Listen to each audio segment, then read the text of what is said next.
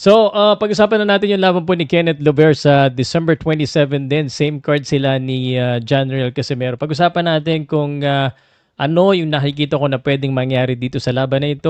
Uubra ba talaga to? At ang challenge ko dito po kay Kenneth Lover.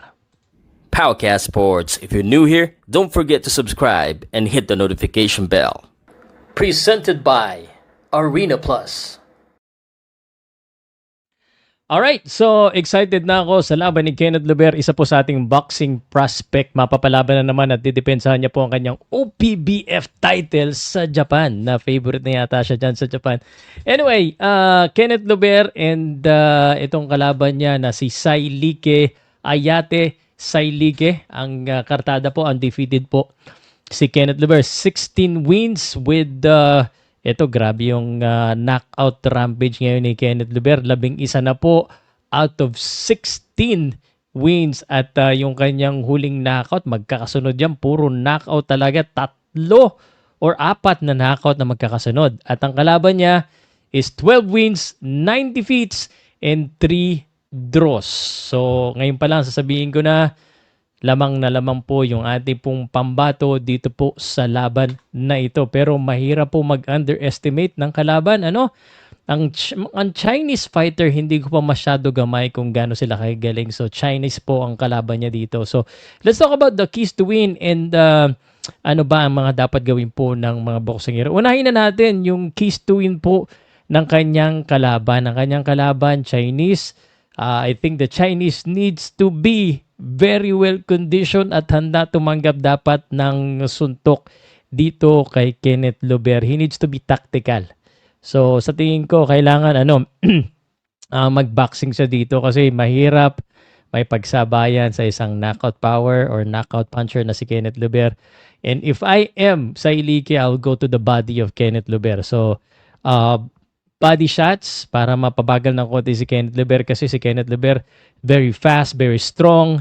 So keep it tactical, go to the body and stay disciplined sa depensa. Ayun ang magso-survive sa kanya. It's hard to see him winning this one but at least in order not to get knockout, he needs to be really, really disciplined sa kanya pong depensa kasi isang pagkakamali, tulog yan si Sailike. Meanwhile, para po kay Kenneth Lover, we know that he's aggressive and we know that he is gonna try and impress us again like what he's done in the past.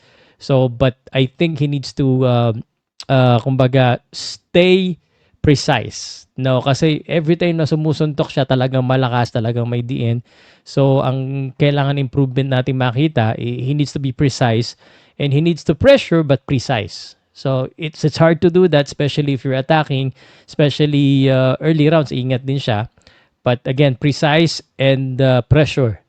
So, para mas maganda. And he needs to maintain discipline sa range. So, when he attacks na yung range niya, pero not within the, kumbaga, stay disciplined din sa upcoming counter punch ng kalaban. And while he is attacking, it's difficult to say this because he's gonna pressure, but he needs to stay patient. Huwag masyado magmadali because I'm sure he's gonna get the knockout anyway. So wag lang masyado magmadali, especially early, especially kung medyo matibay itong kalaban niya. And sa akin, I think mukhang matibay yung kalaban niya.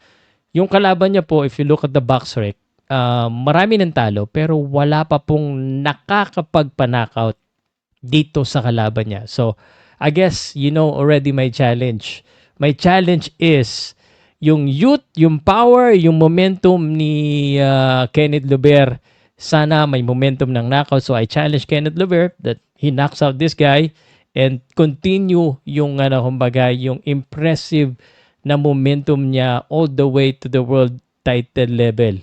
And I'm like 99.9% sure that Kenneth Lover is gonna win this one by knockout. I think di niya na first half the fight, depende kung gaano kabilis tumakbo tong kalaban niya.